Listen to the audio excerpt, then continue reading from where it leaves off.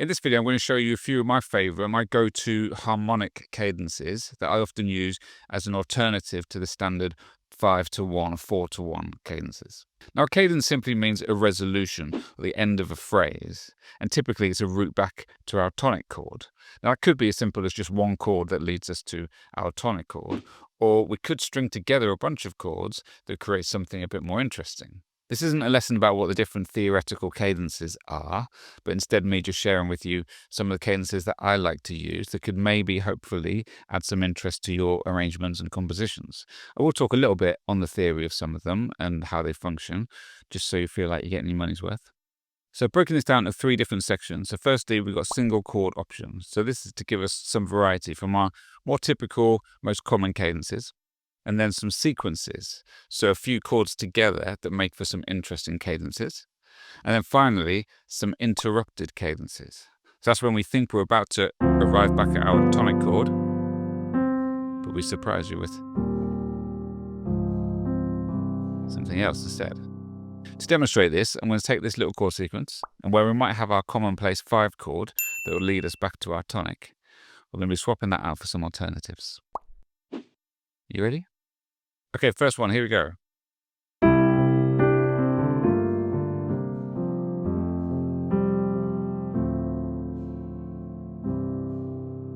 I think all the other examples I'm going to do today are going to be using some non-diatonic movement, except this one. I think this is an overlooked diatonic cadence which works so nicely. It's just playing the 2 chord, or the 2 minor 7 chord.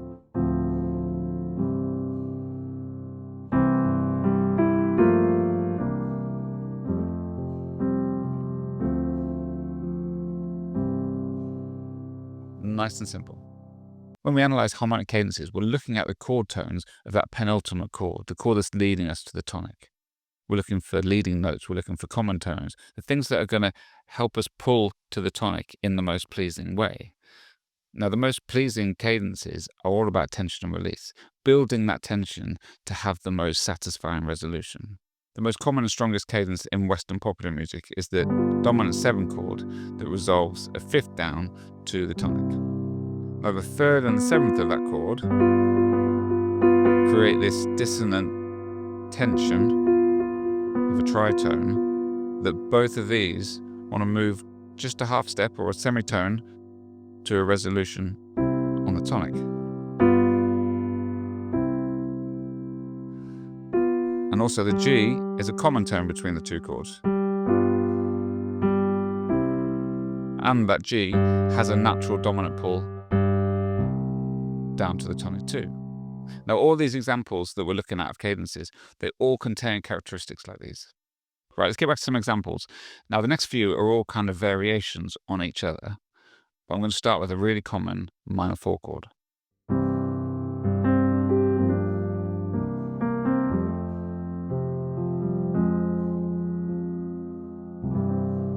I'm sure you've heard that a bunch of times. You should recognize that sound, I'm sure. But what's going on here? Look at our F minor. Okay, so our C is a common tone between our minor 4 chord and our 1 chord. Okay, and our other 2 notes, both, again, just want to drop a semitone.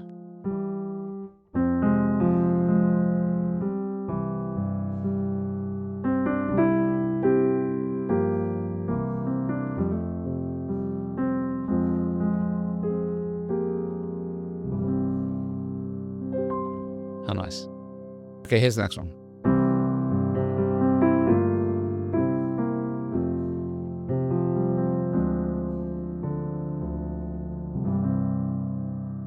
Okay, so D half diminished, or the half diminished on the 2.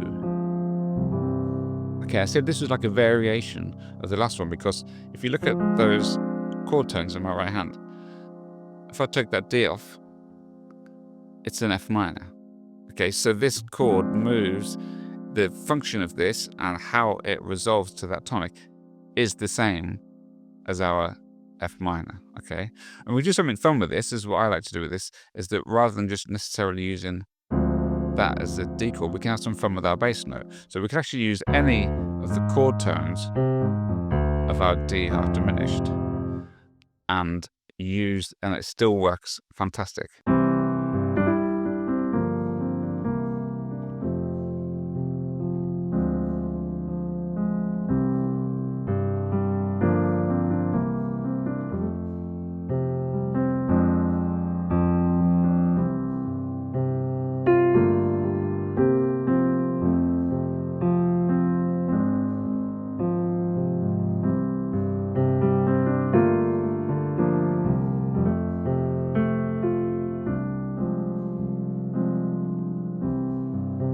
So even with the C, it sounds like this sus.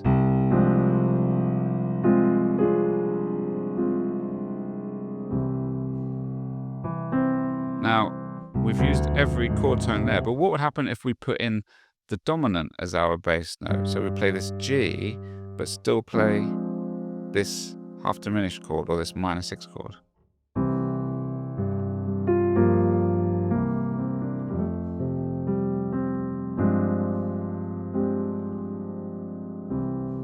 So what do we have there? Okay. We have our 7th, our flat 9, we have a sus4, and we have the 5. So we've got here like a G7 sus flat 9, G7 sus flat 9.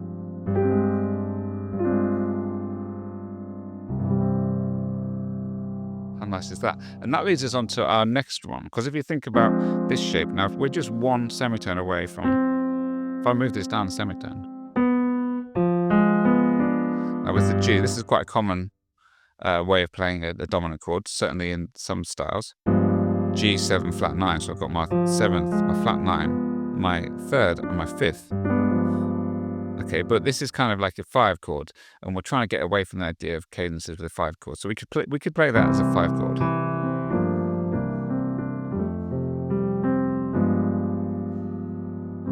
Which is nice, but we don't want to do that. So we've got a diminished shape here. This is effectively a diminished chord. It's just a stack of minor thirds. This is F diminished. Now, if you know anything about diminished chords, you'll know that any diminished chord is 4 diminished chords. So this is not just F diminished. This is also A flat diminished. It's also B diminished, and it's also D diminished. So we could use 1, 2, 3, 4 chords here in place of that 5 chord. So instead of playing G, we could use F diminished, A flat diminished, B diminished, and all of these chords should lead us to that resolution on the C. Let's see how it sounds.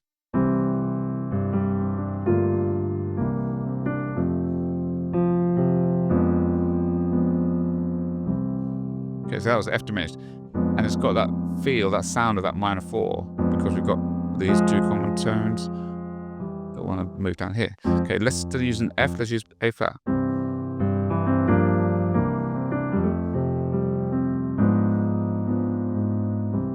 Nice. Now B flat. B even.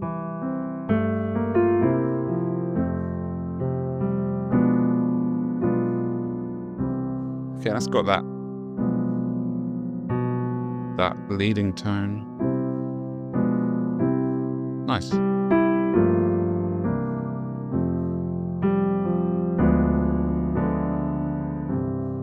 So all of those individually could work as cadences. How cool. Okay, a couple more of these sort of single chord ideas, and we're moving away from that idea that we just played.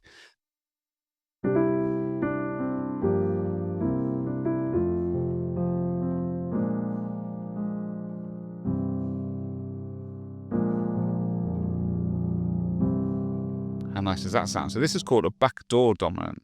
So it's a dominant chord that is a tone below or a whole step below our tonic that resolves up to our tonic. And what's going on here? Well, we've got 2 chord tones of our backdoor dominant that both are just a semitone away from a resolution to chord tones of our tonic chord. So that's why that works. And we could make this into a backdoor 2-5. So effectively, what that means is if we think of that dominant chord as a 5 chord, and then we can add the 2 to that. So 5, 4, 3, 2, F minus 7, B flat 7. So I could have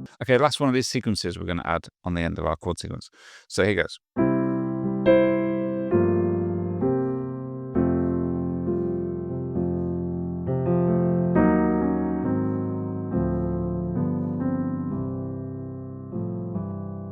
Okay, now this is called, I think it's called like a side step 2/5. The idea is that we're going to, typically it's quite common to have a 2/5-1 cadence, okay, but that's pretty standard, and we're trying to get away from just that kind of standard stuff. So we could have just had, after our F, we could have just gone 2/5-1, but instead we had an F, and then we did an extra 2/5 from a half step above just before. So we did E flat -7 to A flat 7, and then D minor 7 to G7. So we've just shifted everything up a half step to move down. So from our F,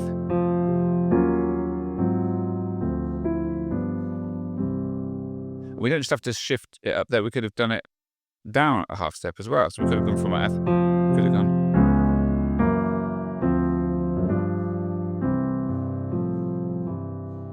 So it's sort of a side step 2/5.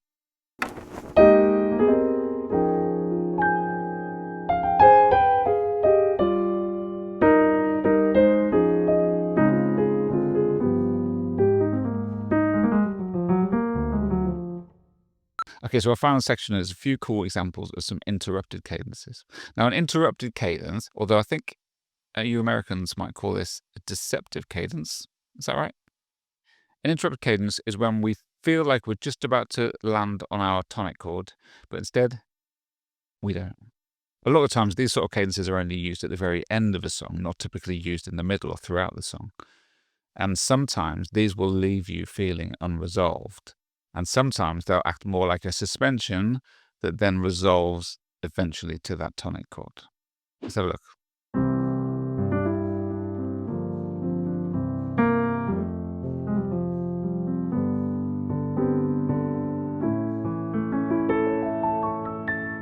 You recognize that sound? That's something that I can imagine you've heard a lot of times right at the end of a song as a bit of an interesting cadence to end on. Typically something like that you wouldn't then resolve back to the tonic, you'd leave that hanging on that A chord. Okay, another one.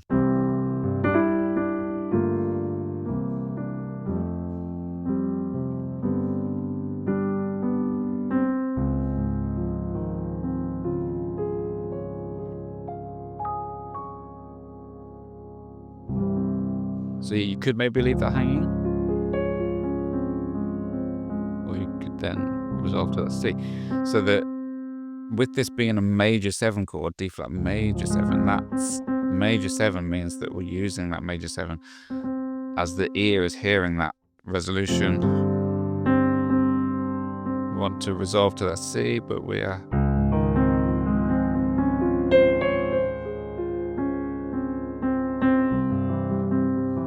So we're using that because they've got that same common tone, they've got that chord tone in common. Similar thing happens in this next one.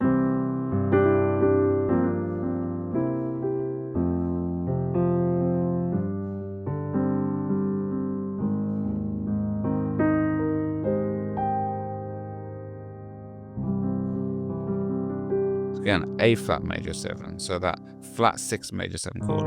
The third of this chord is the tonic of the song, so we're hearing that resolution. So again, because that's a strong note within our A flat 7 chord tone, it makes sense as part of that progression as a sort of suspension, and that major 7 of it is another chord tone from our C. So we're having these two, but we haven't gone here, we've gone.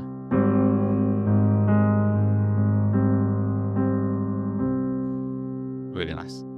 Okay, another one.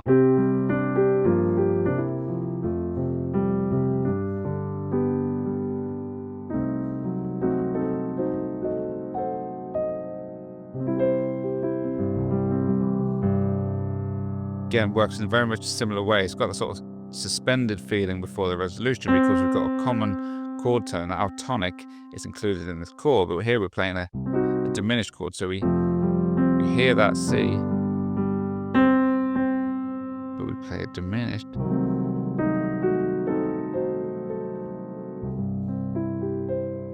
And what we're doing is we've got these two chord tones that one are dying to resolve onto that tonic.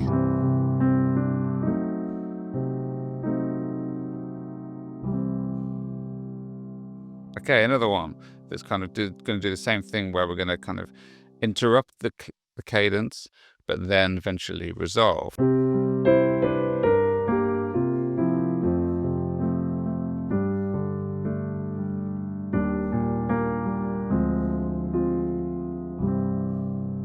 Okay, so we've just used this nice movement to step us down.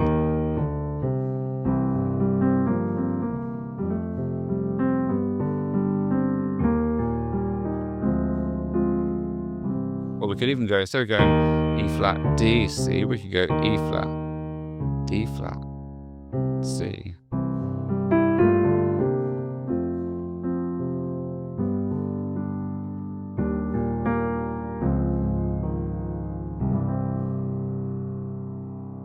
Okay, I've saved my favourite one to the end. This is one I like to use quite a lot in a jazz context, especially at the end of ballads. We're going to use that same idea of that anticipated root note of the tonic that we're going to hear, but it's going to be a common tone of the chord that we're going to replace it with instead. Okay, here we go.